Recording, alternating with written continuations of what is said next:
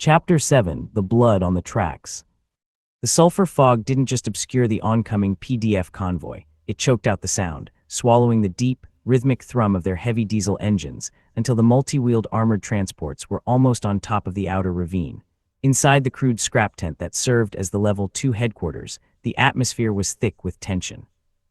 Without a tactical map display or automated alerts, the players were entirely dependent on a line of scouts stationed along the ridge, relaying information down a chain of short-range radios that buzzed and cracked like frying fat. Visual confirmation, Goblin's voice spat through the static, strained and breathless. It's 3 Torox-pattern armored transports, flying the faded, double-headed Aquila of the official Imperial Governor's PDF garrison. They aren't looking for a fight yet. Their searchlights are sweeping the low gullies, searching for the wreckage of that mortar outpost we scraped. They've got a full platoon of conscripted guardsmen in the back of each rig. If they find our trail in the mud, they'll be calling in the heavy artillery from the Hive City before we can even spin up our loaders. Trashcan didn't hesitate. He slammed a heavy wrench onto the battered metal table, denting the paper map pinned below it. We don't let them find the trail. We take them in the choke point at the lower shelf. Copperhead, get your heavy loaders into the defile. Soldiers, rouse the penal workers from the trenches. Give them the salvaged lasguns, and tell them if they don't hold the flanking ridges, the governor's overseers will have them back in the deep-level labor camps by morning. The ambush was a messy, manual affair. There were no proximity mines or automated trap triggers at base level 2. Instead, 20 players in unarmored industrial loaders had spent the previous hour manually hauling massive, 2-ton blocks of iron slag up to the lips of the ravine, balancing them precariously over the rock faces using frayed plasteel cables wrapped around their cargo claws. The lead Torox rumbled into the narrow pass, its massive track wheels churning the toxic yellow mud into a frothing soup. The vehicle was a brutal monument to Imperial design, slab-sided, rivets showing through rusted gray paint, and mounting a twin-linked heavy stubber on its roof turret that systematically scanned the dark crags. Behind it, the second and third transports followed close behind, their exhaust stacks spewing thick, black promethium smoke into the already toxic air. "Cut the lines, now," Trashcan roared into his headset. 2 players on the ridge slammed their plasma torches into the holding cables. The metal shrieked as the tension snapped, and the massive blocks of industrial debris went hurtling down the cliffside. The physics engine calculated the crushing momentum with terrifying accuracy. The leading block struck the front of the first Torox with a sickening metallic crunch, flattening the armored engine block and instantly snapping the front axles. The 3-ton transport ground to a violent, smoking halt, wedged completely sideways across the narrow pass and trapping the remaining 2 vehicles behind it. "Open fire!" The ravine walls erupted in a jagged line of crimson and blue light. From the hand-dug-dirt trenches along the ridge, the 300 rescued penal laborers and Imperial deserters unleashed a ragged volley of lasgun fire. They weren't a disciplined army. Their hands shook from a lifetime of Imperial abuse and malnutrition, but the sheer volume of fire was devastating. The light armor of the trailing transports pinged and sparked under the sudden storm of burning energy. The rear doors of the trapped Torox vehicles slammed open, and the governor's PDF guardsmen began pouring out into the mud. These weren't the brainwashed, elite stormtroopers of the Imperium's core worlds. They were poorly trained local conscripts wearing cheap flak vests over greasy fatigues, terrified and screaming as they tried to deploy into a defensive perimeter while breathing the choking sulfur fog.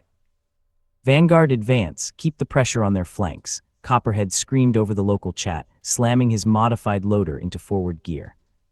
5 customized industrial loaders surged out from the fog, their heavy tractor treads tearing through the volcanic silt. They were grotesque, terrifying sights, their original civilian roll cages covered in mismatched, welded plates of salvaged metal, looking more like mechanical scrap monsters than actual military units.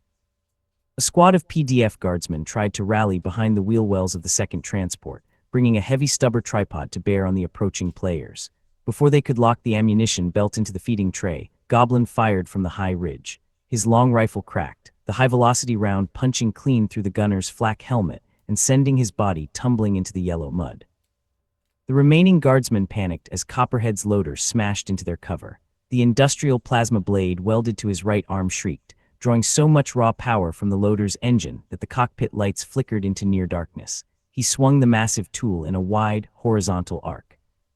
The superheated plasma edge cut through the side paneling of the Torox like a hot knife through wax, igniting the internal fuel lines. A secondary explosion tore through the transport's troop compartment, sending a concussive shockwave of black smoke and burning promethium roaring through the ravine. The battle rapidly degenerated into a chaotic, close-quarters brawl in the dark. The PDF guardsmen fought desperately, their bayonets scraping uselessly against the heavy plasteel plates welded onto the player loaders, while the players used their massive pneumatic gripping claws to physically crush the enemy soldiers or hurl them into the acidic mud pools.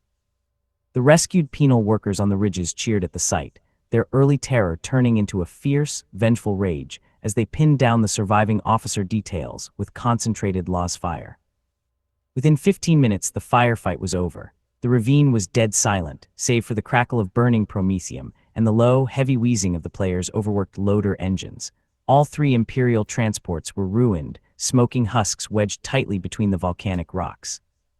Trashcan walked his loader down into the center of the carnage, his spotlights cutting through the smoke to survey the aftermath. 40 surviving PDF guardsmen were on their knees in the mud, their hands held high above their heads, staring up at the rusted, plasma-scarred machines of the players with pure horror. They had expected to find a cave-in or a localized cultist cell. Instead, they had run headfirst into a highly organized, industrialized guerrilla enclave operating right under their noses. "Search the bodies and strip the wrecks," Trashcan commanded, his voice cold and steady over the server channel. "We don't leave a single nut, bolt, or round of ammunition behind. We need every scrap of this Imperial plasteel if we're going to hit base level 3 before the Hive City realizes this detail isn't coming back." As the players began manually salvaging the vehicles, Copperhead pried open the command console of the lead Torox, ripping out a heavy, leather-bound data slate from the officer's dashboard. He booted the screen, filtering through the encrypted Imperial text logs until a realization hit him. "Trash, look at these communications logs," Copperhead said, uploading the raw text into the local faction chat. "The PDF command back in the Hive City thinks this sector is a hotbed of corporate sabotage. The governor's office thinks the local noble house, House Vandes, has been illegally mining the dead zone and executing his scouts to hide it." Trashcan looked at the data slate, a slow grin spreading across his face behind his visor. The fractured, paranoid nature of Tartarus IV was laid bare right in front of them.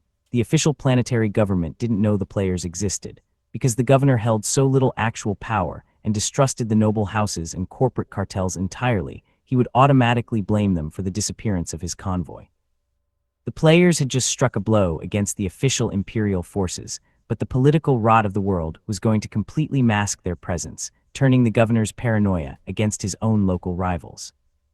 The players hadn't just survived their first brush with the Imperium's military machine, they had found the exact political crack they needed to wedge their crowbar into. The friction of the grind was far from over, but with 3 heavy military transports worth of high-grade Imperial steel currently being dragged back to their hand-dug tunnels, the foundation of their fortress was growing stronger by the hour.